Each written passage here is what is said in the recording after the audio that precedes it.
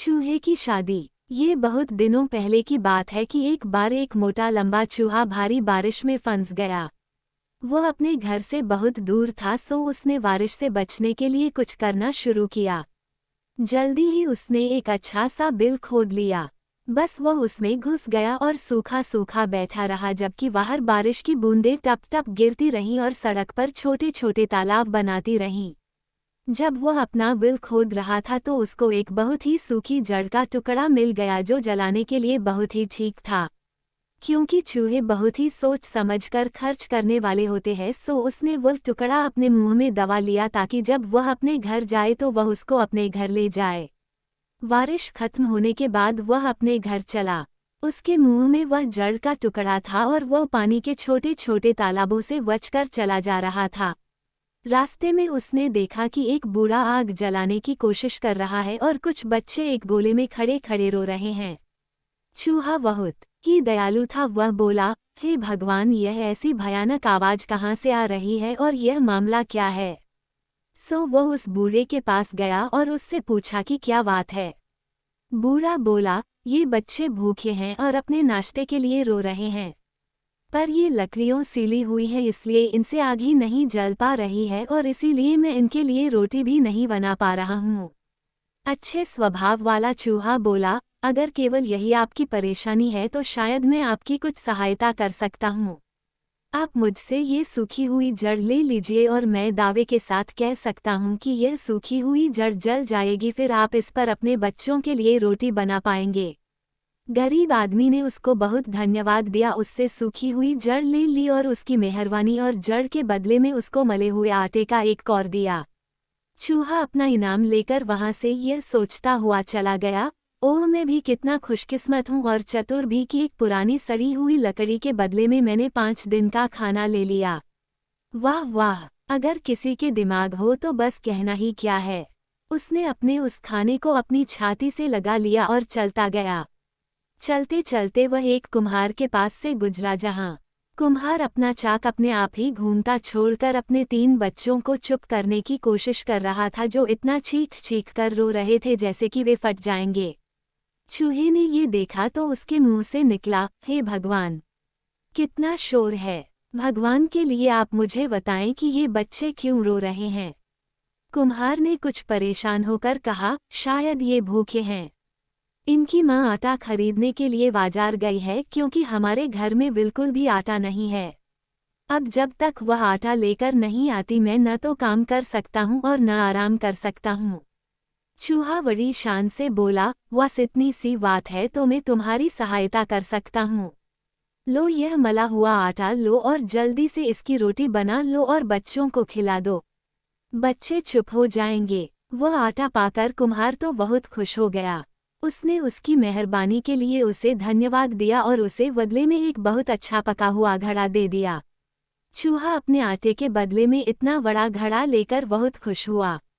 हालांकि उसको घड़ा लेकर जाने में कुछ अजीब सा लग रहा था, फिर भी वो उसको अपने सिर पर लेकर धीरे धीरे सावधानी से लेकर जाने में सफल हो गया। उसने इस डर से कि कहीं वह अपनी पूंछ में अटक कर गिर न जाए, उसे अपनी एक वह पर डाला हुआ था। वह बराबर यह कहता चला जा रहा था, मैं भी कितना खुशकिस्मत हूँ और चतुर भी। ये कितना अच्छा सौदा था, एक छोटी सी सूखी लकड़ी के बदले में 5 दिन का खाना। चलते चलते वह एक ऐसी जगह आया जहाँ चरवाहे अपने जानवर चरा रहे थे। उनमें से एक चरवाहा अपनी भैंस का दूध दो रहा था। क्योंकि उसके पास कोई बाल्टी नहीं थी तो वह अपने जूते में ही उसका दूध दो रहा था। सफाई पसंद चूहा उसको इस तरह भैंस का दूध अपने जूते में दोहता देखकर चिल्ला पड़ा, अरे यह क्या कर रहे हो, कितने गंदे तरीके से दूध दो रहे हो। दूध दूहने के लिए तुम कोई बाल्टी क्यों नहीं इस्तेमाल करते? चरवाहे ने शिकायत भरी आवाज में कहा, क्योंकि हमारे पास कोई बाल्टी नहीं है। उसने ये देखा ही नहीं कि चूहा उसके काम में दखल क्यों दे रहा है। चूहा बोला, अरे क्या इसीलिए? लो तुम मेरा ये घड़ा ले लो और इसमें दूध दो लो, क्योंकि मैं ये गंदगी बिल्कुल सहन नहीं कर सकता। चरवाहे ने चूहे से उसका घड़ा ले लिया और उसमें दूध दुहने लगा जब तक वह ऊपर तक लबालब नहीं भर गया। फिर वह चूहे की तरफ घूमा जो उसके बराबर में ही खड़ा था और बोला, लो चूहे, बदले में तुम इसका दूध पी सकते हो। लेकिन चूहा अच्छे स्वभाव समझदार भी था। वह बोला का होने के साथ साथ बहुत ही, नहीं नहीं मेरे दोस्त, केवल इससे काम नहीं चलेगा। तुम क्या समझते हो कि मैं अपना घड़ा देने के बदले में केवल एक घूंट दूध से काम चला लूंगा? नहीं जनाब नहीं, मैं यह नहीं कर सकता। मेरे घड़े के बदले में तुम मुझे अपनी एक भैंस दे दो जो दूध देती है। चरवाहा चिल्लाया, ये तुम क्या बेकार की बात कर रहे हो, एक घड़े के बदले में एक भैंस? ऐसी कीमत तो हमने पहले कभी नहीं सुनी। और जरा ये तो बताओ कि अगर मैं तुम्हें भैंस दे भी दूं तो भैंस का तुम करोगे क्या? तुमसे तो घड़ा भी ठीक से उठाया नहीं जा रहा था। चूहा अपने साइज के बारे में कुछ भी सुनने के लिए तैयार नहीं था, सो उसने बड़ी शान से अपने आप को फुलाया और बोला, यह मेरा अपना मामला है, तुम्हारा नहीं। तुम्हारा काम केवल मुझे भैंस दे देना है। इस पर चरवाहे को मजाक सूझा और चूहे से मजाक करने के लिए उसने अपनी भैंस की रस्सी ढीली की और उसको चूहे की पूंछ में वोधने लगा। चूहा जल्दी से चिल्लाया, नहीं नहीं, ऐसे नहीं। अगर इस जानवर ने मेरी पूंछ खींची तो मेरी तो खाल ही निकल आएगी और फिर मैं कहाँ होऊंगा। मेहरबानी करके अगर तुम वोध सकते हो तो इसे तुम मेरे गले में वोध दो। चरवाहा उसकी इस बात बहुत जोर से हंस पड़ा और हंसते हुए उसने भैंस की रस्सी चूहे के गले में वोध दी। चूहे ने नम्रता से उससे विदा ली और उस रस्सी को अपने गले में बांधे अपने घर की तरफ चल दिया। उस रास्ते पर कुछ देर चलने के बाद ही एक मोड़ आया। भैंस अपना सिर नीचे करके घास चरती जा रही थी। अब वह जब तक वहां से हिलने का नाम ही न ले जब तक वह अपना वह घास खाने का कोटा ही खत्म न कर ले।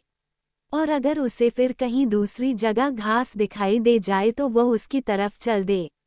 उसके खींचे जाने से बचने के लिए चूहे को बड़ी धीरे धीरे उसके पीछे पीछे चलना पड़ रहा था, पर वह सच्चाई को अपने घमंड की वजह से स्वीकार नहीं करना चाहता था, सो वह अपने पीछे देखकर चरवाहे से बोला, वाई वाई, मैं इस रास्ते से अपने घर जा रहा हूँ।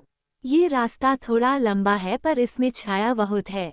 चरवाहे उसकी यह बात सुनकर बहुत हंसे, पर उसने उनके हंसने की तरफ कोई ध्यान नहीं दिया और अपनी शान से उस भैंस के पीछे पीछे चलता रहा। उसने अपने आप को समझाया कि जब किसी को भैंस रखनी होती है तो उसके खाने का भी तो ख्याल रखना पड़ता है। जानवर को अगर ठीक से दूध देना है तो उसे पेट भर घास तो खानी ही चाहिए। और फिर मेरे पास तो समय ही समय है, उसकी मेरे पास क्या कमी, चाहे वह सारा दिन घास खाती रहे। सो सारा दिन वह भैंस के पीछे पीछे चलता रहा, पर शाम आते आते वह बुरी तरह से थक चुका था। वह उसका बहुत ही कृतज्ञ हुआ जब वह खा पी कर एक पेड़ के नीचे आराम करने के लिए बैठ गई और जुगाली करने लगी। इत्तफाक से तभी एक दुल्हन की बारात आई। दुल्हा और उसके दोस्त दूसरे गांव की तरफ चले गए थे और दुल्हन की डोली पीछे पीछे आ रही थी। पालकी उठाने वाले कहार थोड़े सुस्त थे, सो छायादार पेड़ देखकर उन्होंने वह पालकी तो वहां रख दी और खुद कुछ खाना पकाने लगे। उनमें से एक बोला, उफ, ये कैसे अमीर की शादी है कि खाने के लिए केवल चावल ही चावल है और कुछ नहीं। मांस का एक टुकड़ा भी नहीं, न तो मीठा और न नमकीन। अगर हम दुल्हन को किसी गड्ढे में फेंक दे तो हमको थोड़ा सा मौस मिल जाएगा। ये सुनकर अपनी मुश्किल से बचने के लिए चूहा एकदम चिल्लाया, अरे ये तो बड़े शर्म की बात है। मैं तुम्हारी भावनाओं को अच्छी तरह समझ सकता हूँ। अगर तुम राजी हो तो मैं तुम्हें अपनी भैंस दे सकता हूँ। तुम उसे मारकर पकाकर खा सकते हो। असंतुष्ट कहारों के मुंह से निकला, तुम्हारी भैंस? तुम्हारे पास भैंस है? ये तुम क्या बेकार की बात कर रहे हो? क्या कभी किसी ने किसी चूहे के पास भी भैंस सुनी है? चूहे ने घमंड से फूलते हुए कहा, मैं मानता हूँ कि अक्सर ऐसा नहीं होता, पर मेरे पास है। तुम खुद ही देख लो। क्या तुमको दिखाई नहीं दे रहा कि मैं एक भैंस को अपने गले में रस्सी वोध कर खींच रहा हूँ? भूखा कहार चिल्लाया, मुझे रस्सी से कोई मतलब नहीं, भैंस किसी की भी हो, मुझे तो खाने के लिए मौस चाहिए। सो उन लोगों ने भैंस को मारा और उसका मौस पकाया। बड़ा स्वाद ले लेकर उन्होंने अपना खाना खाया। भैंस का बचा हुआ मौस उन्होंने चूहे को देकर लापरवाही से कहा, लो वो छोटे चूहे, ये तुम्हारे लिए। उस मौस को देखकर चूहा गुस्से से चिल्लाया, देखो न तो मैं तुम्हारे बर्तन में से कोई मौस लूंगा और न तुम्हारी दाल लूंगा। क्या तुमको नहीं लगता कि मैंने अपनी सबसे अच्छी भैंस तुम्हें दे दी जो कई सेर दूध देती है? वह भैंस जिसको मैं दिन भर चराता रहा हूँ, क्या इस थोड़े से चावल के लिए? नहीं नहीं, मैंने एक रोटी ली, एक जरा से लकड़ी के टुकड़े के लिए। उस छोटी सी रोटी को देकर मैंने एक घड़ा लिया, घड़ा देकर मैंने ये भैंस ली, और अब ये भैंस देकर मुझे दुल्हन चाहिए, केवल दुल्हन और कुछ भी नहीं। अब तक कहारों का पेट भर चुका था, अब वे सोचने लगे कि ये उन्होंने क्या किया। इसका नतीजा सोचकर तो वे परेशान हो गए।